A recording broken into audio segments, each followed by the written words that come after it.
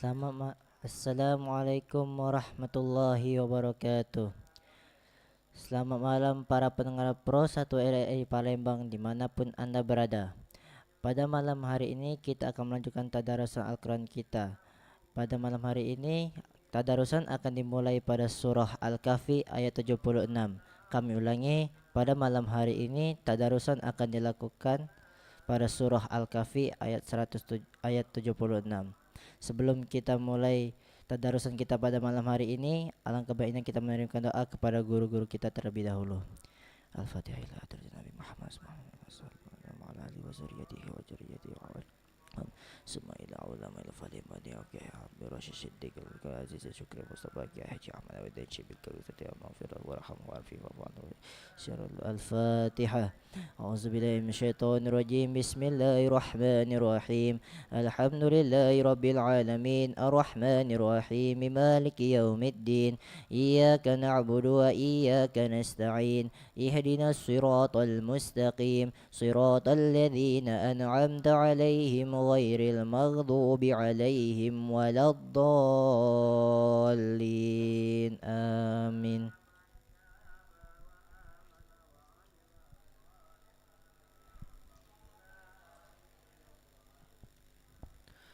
أعوذ بالله من الشيطان الرجيم. بسم الله الرحمن الرحيم. قال ألم أقل لك إنك لن تستطيع معي صبرا قال إن سألتك عن شيء بعدها فلا تصاحبني قد بلغت من لدني عذرا فانطلقا حتى إذا أتيا أهل قرية استطعما أهلها فأبوا أن يضيفوهما فوجدا فيها جدارا يريد أن ينقض فأقامه قال لو شئت لاتخذت عليه أجرا قال هذا فراق بيني وبينك سأنبئك بتأويل ما لم تستطع عليه صبرا أما السفينة فكانت لمساكين يعملون في البحر فأردت أن أعيبها وكان وراءهم ملك يأخذ كل سفينة غصبا وأما الغلام فكان أبواه مؤمنين فخشينا أن يرهقهما طغيانا وكفرا فأردنا أن يبدلهما ربهما خيرا منه زكاة وأقرب رحما وأما الجدار فكان لغلامين يتيمين في المدينة وكان تحته كنز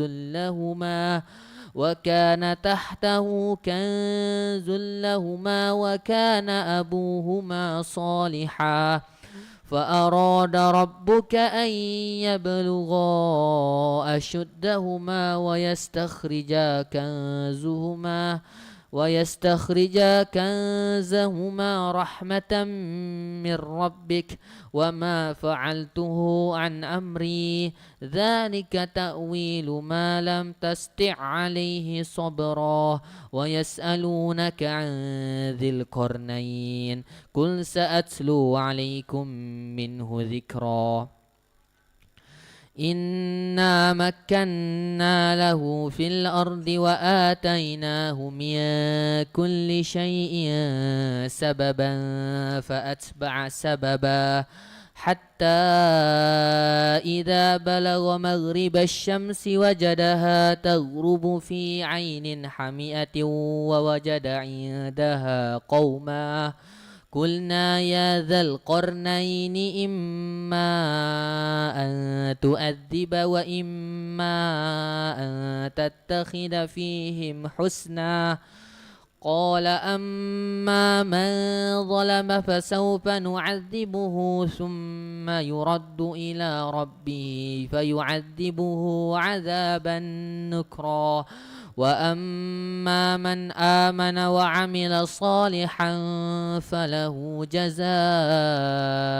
الحسنى وسنقول له من أمرنا يسرا ثم أتبع سببا حتى إذا بلغ مطلع الشمس وجدها تطلع على قوم لم نجعل لهم من دونها سترا كذلك وقد أحطنا بما لديه خبرا ثم أتبع سببا حتى إذا بلغ بين السدين وجد من دونهما قوما لا يكادون يفقهون قولا قالوا يا ذا القرنين إن يأجوج ومأجوج مفسدون في الأرض فهل نجعل لك خرجا على أن تجعل بيننا وبينهم سدا قال ما مكني فيه ربي خير فأعينوني بقوة أجعل بينكم وبينهم ردما آتوني زبر الحديد حتى إذا ساوى بين الصدفين قال انفخوه حتى إذا جعله نارا قال آتوني أفرغ عليه قطرا فما استطاعوا أن يظهروه وما استطاعوا له نقبا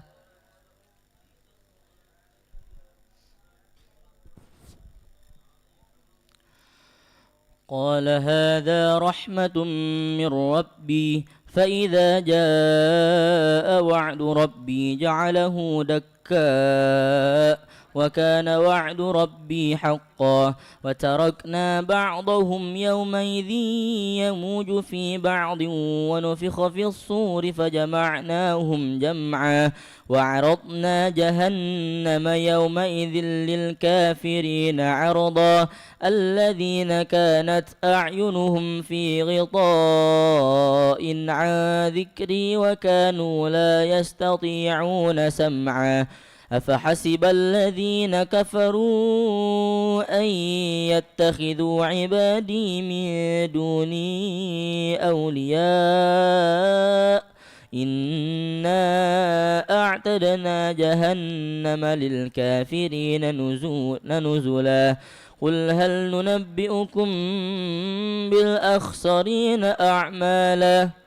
قل هل ننبئكم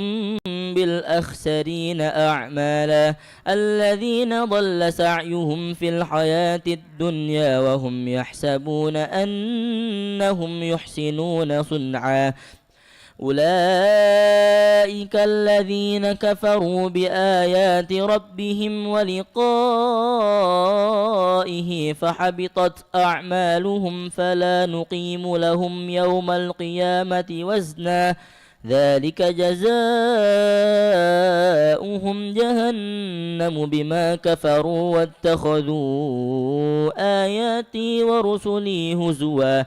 إن الذين آمنوا وعملوا الصالحات كانت لهم جنات الفردوس نزلا خالدين فيها لا يبغون عنها حولا قل لو كان البحر مدادا لكلمات ربي لنفد البحر قبل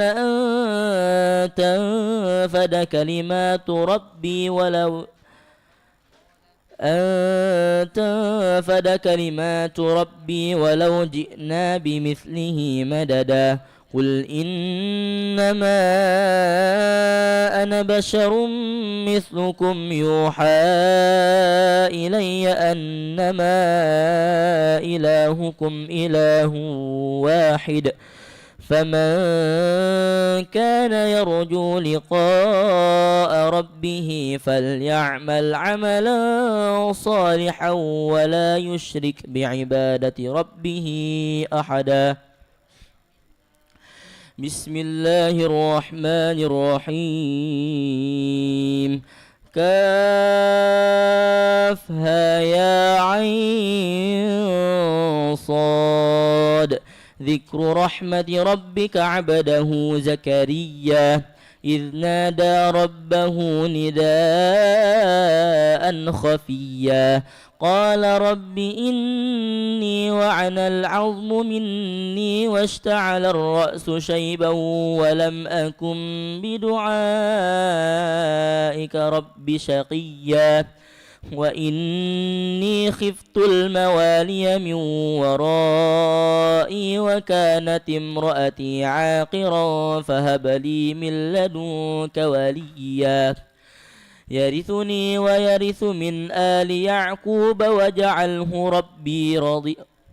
يرثني ويرث من آل يعقوب واجعله ربي رضيا يا زكريا إنا نبشرك بغلام اسمه يحيى لم نجعل له من قبل سميا قال رب أنى يكون لي غلام وكانت امرأتي عاقرا وقد بلغت من الكبر عتيا قال كذلك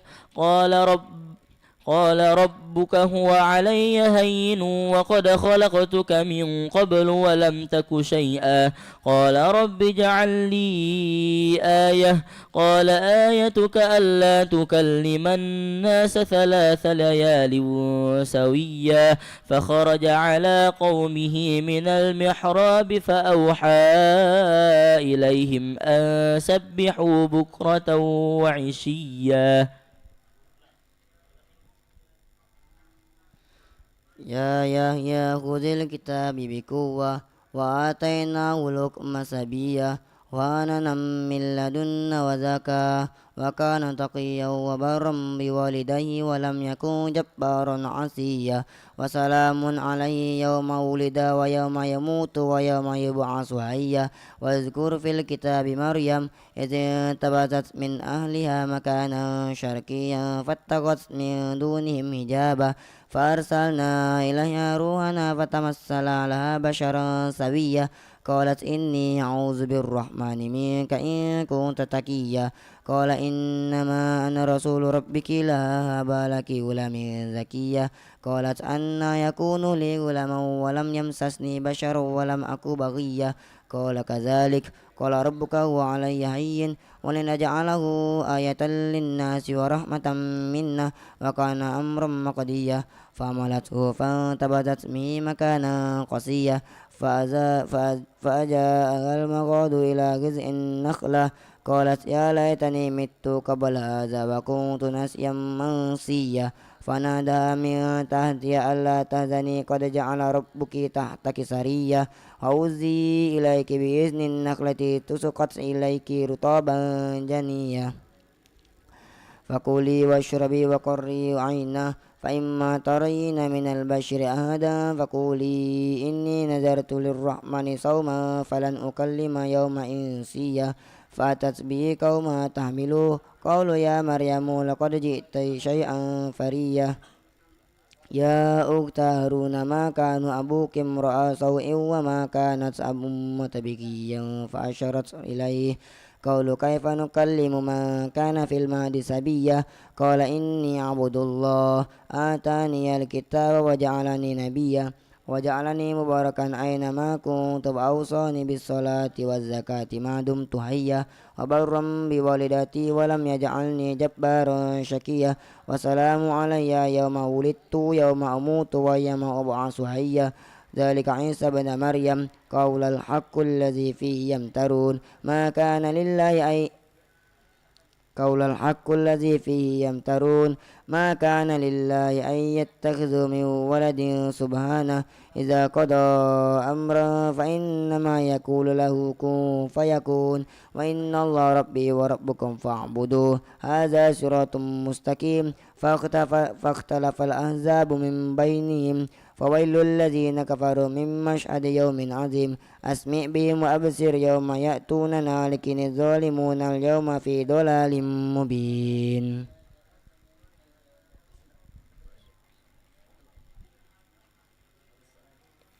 وأنذرهم يوم الحسرة إذ قضي الأمر وهم في غفلة وهم لا يؤمنون إنا نحن نرث الأرض ومن عليها وإلينا يرجعون واذكر في الكتاب إبراهيم إنه كان صديقا نبيا إذ قال لأبيه يا أبت لم تعبد ما لا يسمع ولا يبصر ولا يغني عنك شيئا يا أبت إني قد جاءني من العلم ما لم يأتك فاتبعني أهدك صراطا سويا يا أبت لا تعبد الشيطان إن الشيطان كان للرحمن عصيا يا أبت إني أخاف أن يمسك عذاب من الرحمن فتكون للشيطان وليا قال أراغب أنت عن آلهتي يا إبراهيم لئن لم تنته لأرجمنك واهجرني مليا قال سلام عليك سأستغفر لك ربي إنه كان بي حفيا وأعتزلكم وما تدعون من دون الله وأدعو ربي عسى ألا أكون بدعاء ربي شقيا فلما اعتزلهم وما يعبدون من دون الله وهبنا له إسحاق ويعقوب وكلا جعلنا نبيا ووهبنا لهم من رحمتنا وجعلنا لهم لسان صدق عليا واذكر في الكتاب موسى إنه كان مخلصا وكان رسولا نبيا وناديناه من جانب الطور الأيمن وقربناه نجيا ووهبنا له من رحمتنا أخاه هارون نبيا واذكر في الكتاب إسماعيل إنه كان صادق الوعد وكان رسولا نبيا وكان يأمر أهله بالصلاة والزكاة وكان عند ربه مرضيا واذكر في الكتاب إدريس إنه كان صديقا نبيا ورفعناه مكانا عليا أولئك الذين أنعم الله عليهم من النبيين من ذرية آدم وممن حملنا مع نوح ومن ذرية إبراهيم وإسرائيل وممن هدينا واجتبينا إذا تتلى عليهم آيات الرحمن خروا سجدا وبكيا سبحان الله والحمد لله ولا إله إلا الله والله أكبر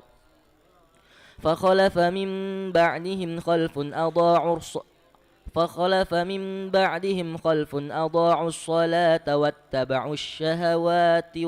فسوف يلقون غيا إلا من تاب وآمن وعمل صالحا فأولئك يدخلون الجنة ولا يظلمون شيئا جنات عدن التي وعد الرحمن عباده بالغيب إنه كان وعده مأتيا لا يسمعون فيها لغوا إلا سلاما ولهم رزقهم فيها بكرة وعشيا تلك الجنة التي نورث من عبادنا من كان تقيا وما نتنزل إلا بأمر ربك له ما بين أيدينا وما خلفنا وما بين ذلك وما كان ربك نسيا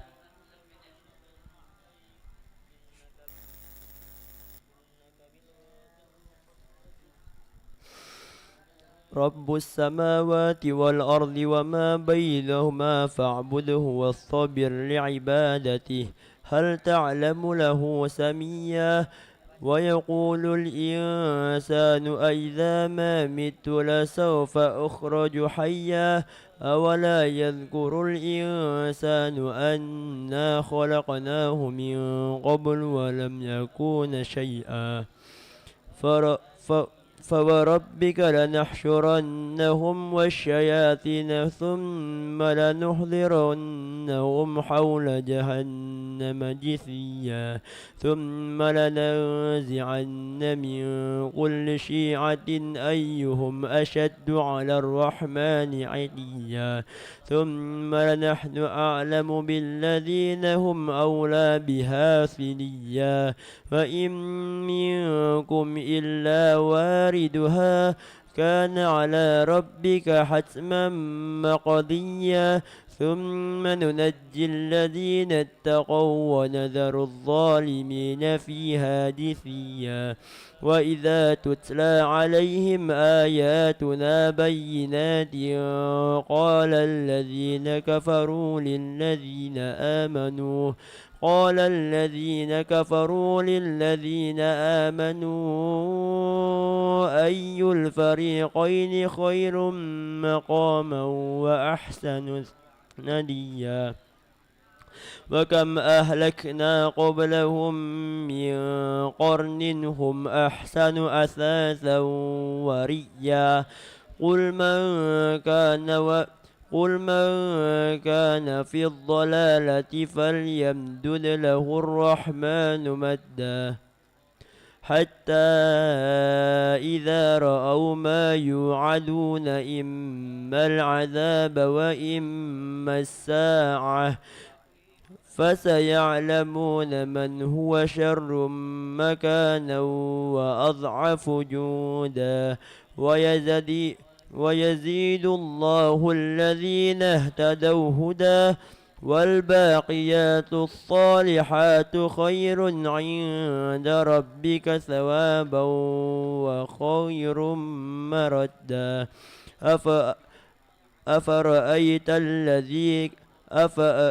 أفرأيت الذي كفر بآياتنا وقال أوتين مالا وولدا أطلع الغيب أم اتخذ عند الرحمن عهدا كلا سنكتب ما يقول ونمد له من العذاب مدا ونرثه ما يقول ويأتينا فردا واتخذوا من دون الله آلهة ليكونوا لهم عزا كلا سيكفرون بعبادتهم ويكونون عليهم ضدا ألم تر أنا أرسلنا الشياطين على الكافرين تؤزهم أزا فلا تعجل عليهم إنما نعد لهم عدا يوم نحشر المتقين إلى الرحمن وفدا ونسوق المجرمين إلى جهنم وردا لا يملكون الشفاعة إلا من اتخذ عند الرحمن عهدا وقال اتخذ الرحمن ولدا لقد جئتم شيئا إدا تكاد السماوات يتفطرن منه وتنشق الأرض وتخر الجبال حتى أن دعوا للرحمن ولدا وما ينبغي للرحمن أن يتخذ ولدا إن كل من في السماوات والأرض إلا آتي الرحمن عبدا لقد أحصاهم وعدهم عدا وكلهم آتيه يوم القيامة فردا.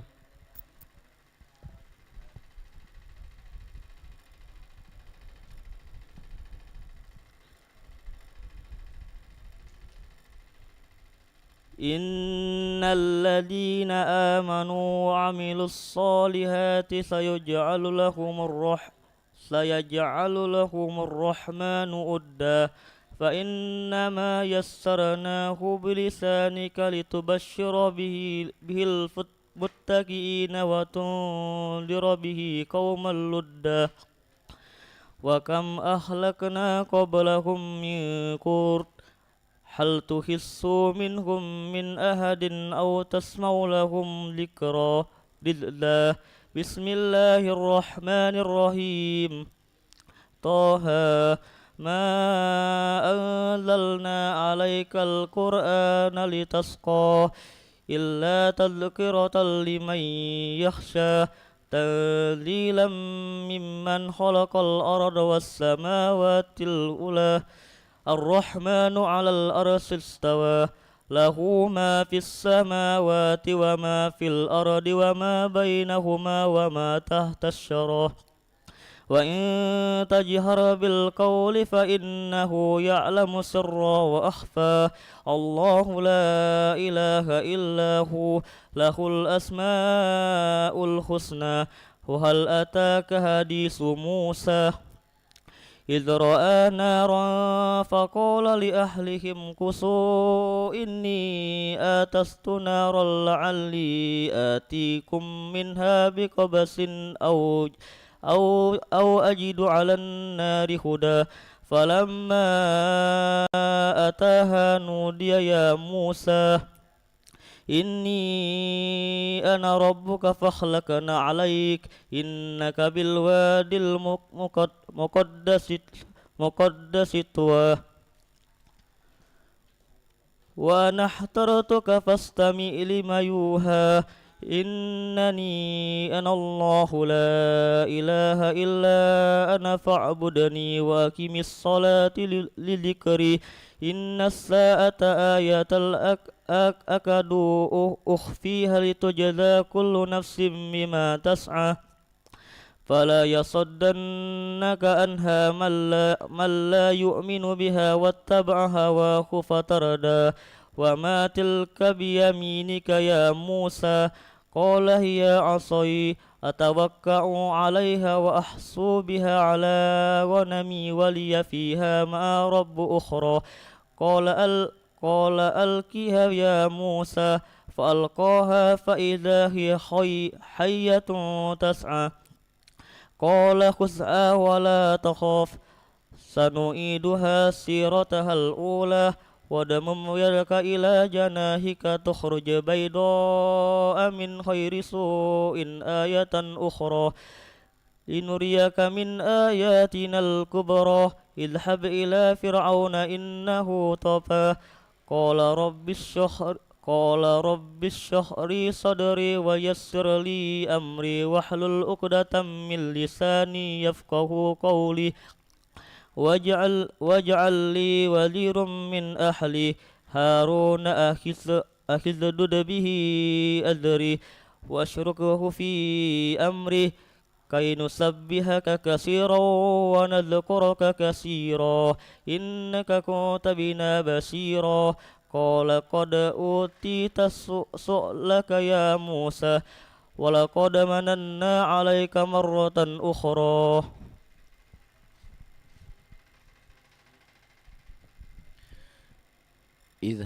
إذ أوحينا إلى أمك ما يوحى أن اقذفيه في التابوت فاقذفيه في اليم فليلقه اليم بالساهل يأخذه عدو لي وعدو له وألقيت عليك محبة مني ولتصدع على عيني إذ تمشي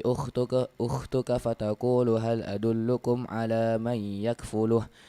فرجعناك إلى أمك كي تقر عينها ولا تحزن وقتلت نفسا فنجيناك من الغم وفتنك فتونا فلبثت سنين في أهل مدين ثم جئت على قدري يا موسى واصطنعتك لنفسي اذهب أنت وأخوك بآياتي ولا تنيا في ذكري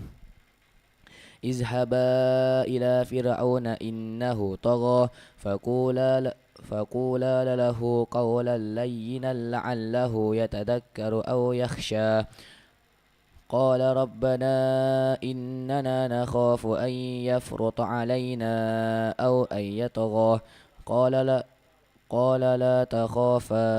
إنني معكما أسمع وأرى فأتياه فقولا إنا رسول ربك فأرسل معنا بني إسرائيل ولا تعذبهم قد جئناك بآية من ربك والسلام على من اتبع الهدى إن قد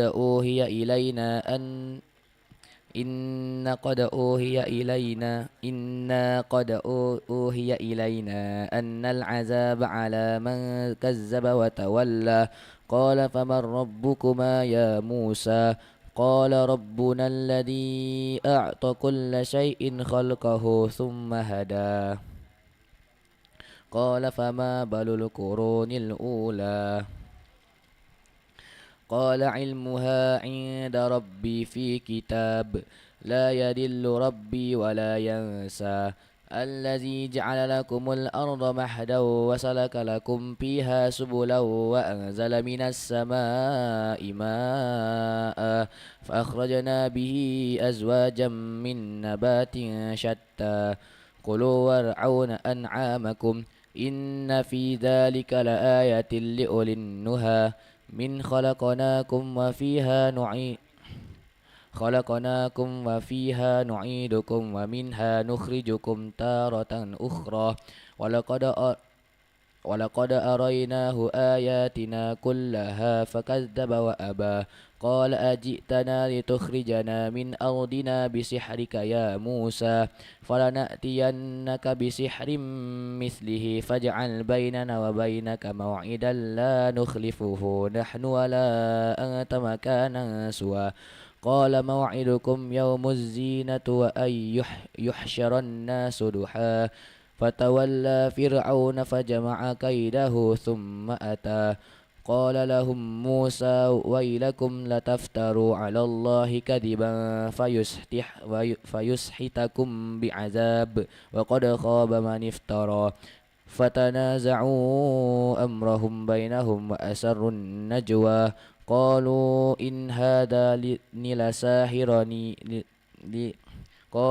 إن هذان لساحران يريدان أن يخرجاكم من أرضكم بسحرهما ويذهب بطريقتكم المثلى فأجمعوا كيدكم ثم أتوا صفا فقد أفلح اليوم من استعلى قالوا يا موسى إما أن تلقي وإما أن نكون أول من ألقى قال بل ألقوا فإذا حبالهم وعصيهم يخيل إليه من سحرهم أنها تسعى فأوجس في نفسه خيفة موسى قلنا لا تخف إنك أنت الأعلى وألق ما في يمينك تلقف ما صنعوا إنما صنعوا كيد ساحر ولا يفلح الساحر حيث أتى فألقي السحرة سجدا قالوا آمنا برب هارون وموسى قال آمنتم له قبل أن آذن لكم إنه لكبيركم الذي علمكم السحر فلأقطعن أيديكم وأرجلكم من خلاف ولأصلبنكم في جذوع النخل ولتعلمن أينا أشد عذابا وأبقى قالوا لن نؤثرك على ما جاءنا من البينات والذي فطرنا فاقص ما أنت قاض إنما تقضي هذه الحياة الدنيا إنا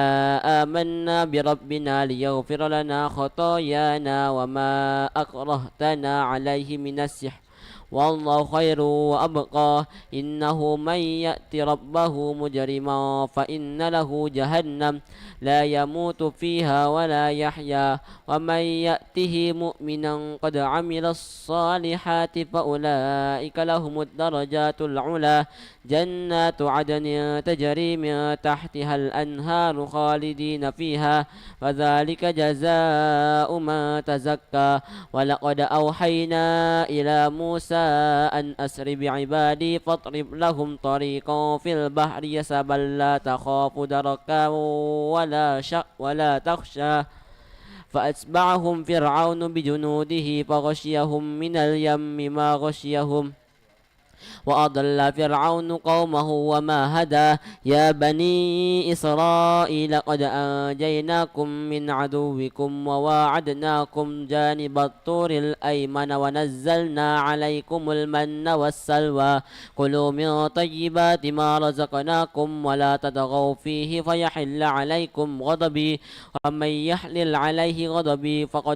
فقد هوى وإني لغفار لمن تاب وآمن وعمل صالحا ثم اهتدى وما أعجلك عن قومك يا موسى قال هم أولئك على أثري وعجلت إليك ربي لترضى قال فإنا قد فتنا قومك من بعدك وأضلهم السامري فرجع موسى إلى قومه غضبان أسفا قال يا قوم ألم يعدكم ربكم وعدا حسنا أفطال عليكم العهد أم أردتم أن يحل عليكم غضب من ربكم فأخلفتم موعدي قالوا ما أخلفنا موعدك بملكنا ولكننا حملنا أوزارا من زينة القوم فقذفناها من زينة القوم فقذفناها فكذلك ألقى السامري.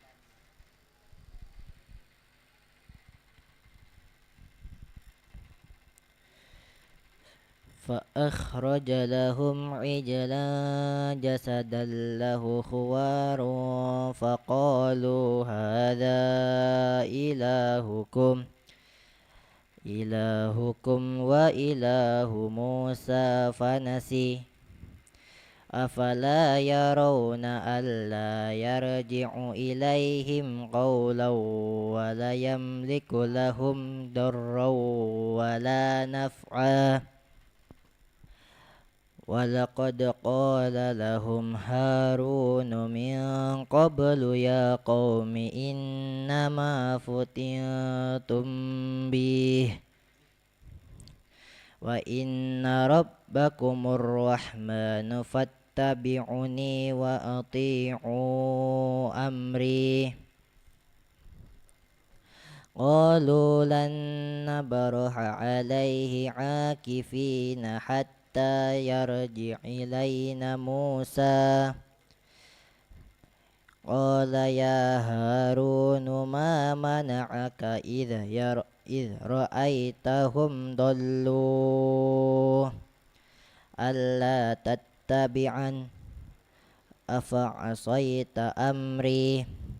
قال يا ابن لا تأخذ بلحيتي ولا برأسي إني خشيت أن تقول فرقت بين بني إسرائيل ولم ترقوا قولي قال فما خطبك يا سامري قال بصرت بما لم يبصروا به فقبضت قبضة من أثر الرسول فنبذتها وكذلك سولت لي نفسي قال فاذهب فإن لك في الحياة أن تقول لا مساس وإن لك موعدا لا تخلفه وانظر إلى إلهك الذي ظلت عليه عاكفا لنحرقنه ثم لننسفنه في اليم نسفا إنما إلهكم الله الذي لا إله إلا هو وسع كل شيء علما.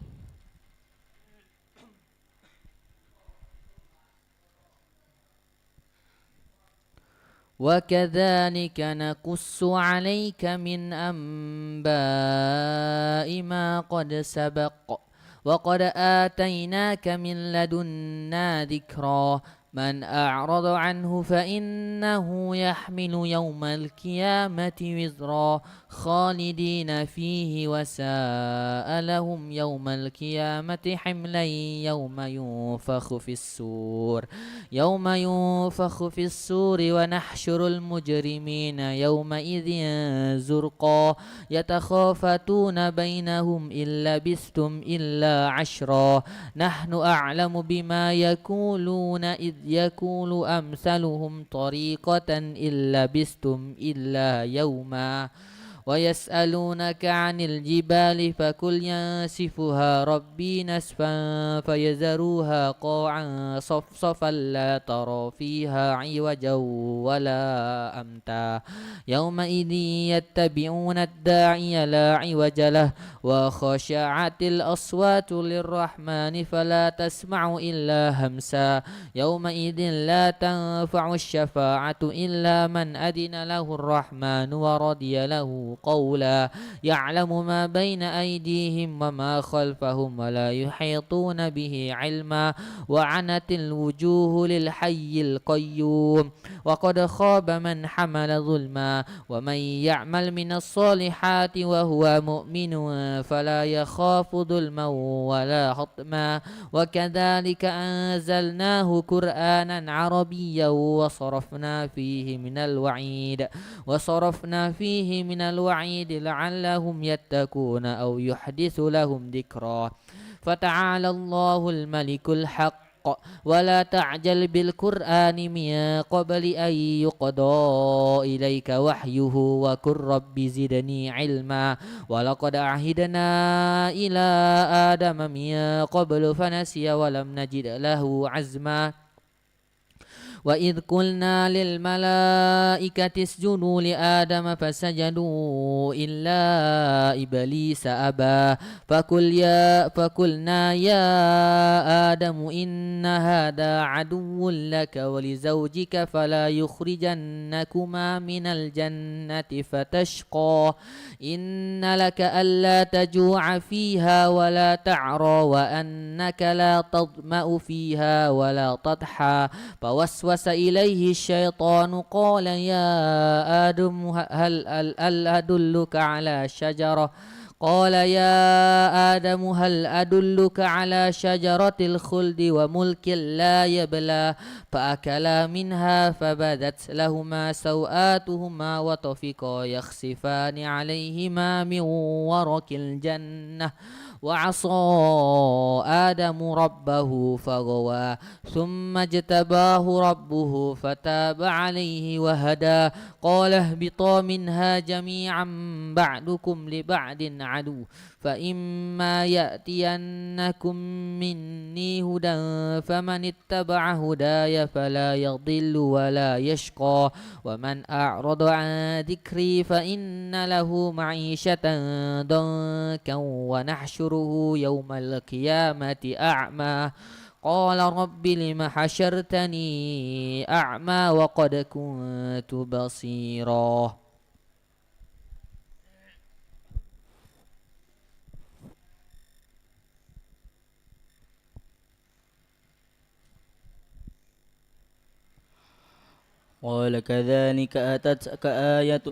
قال كذلك أتتك آياتنا فنسيتها وكذلك اليوم تنسى وكذلك نجزي من أسرف ولم يؤمن بآيات ربه ولعذاب الآخرة أشد وأبقى أفلم يهد لهم كم أهلكنا قبلهم من القرون يمشون في مساكنهم إن في ذلك لآيات لأولي النهى ولولا كلمة سبقت من ربك لكان لزاما وأجل مسمى فاصبر على ما يقولون وسبح بحمد ربك قبل طلوع الشمس وقبل غروبها ومن آناء الليل فسبح وأطراف النهار لعلك ترضى ولا تمدن عينيك إلى ما متعنا به أزواجا منهم زهرة الحياة الدنيا لنفتنهم فيه ورزق ربك خير وأبقى وأمر أهلك بالصلاة واصطبر عليها لا نسألك رزقا نحن نرزقك والعاقبة للتقوى وقالوا لولا يأتينا بآية من ربه أولم تأتهم بينة ما في الصحف الأولى ولو أنا أهلكناهم بعذاب من قبله لقالوا ربنا لولا أرسلت إلينا رسولا فنتبع آياتك من قبل أن نذل ونخزى قل كل متربص فتربصوا فستعلمون من أصحاب الصراط السوي ومن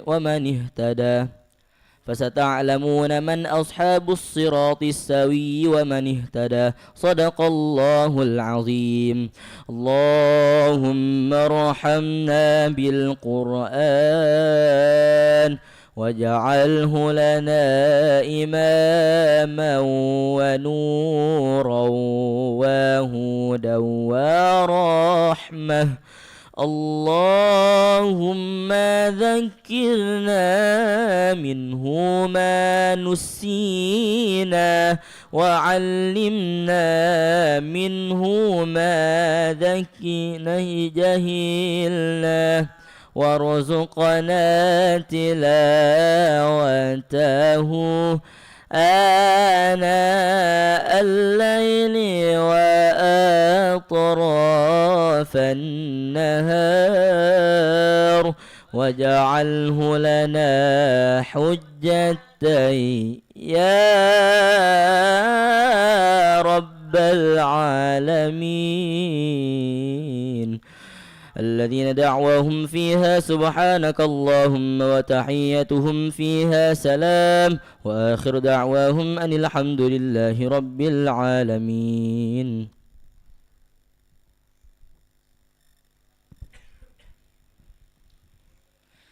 Demikianlah Al-Quran Tadarusun kita pada malam hari ini, malam tanggal 15 Maret 2025 atau bertempatan dengan 16 Ramadan 1446 Hijriah. Kami dari santri Pondok Pesantren Al-Quran mengucapkan terima kasih untuk kesamaan Anda. Kembali ke studio untuk mengikuti acara selanjutnya. Kami tutup. Assalamualaikum warahmatullahi wabarakatuh.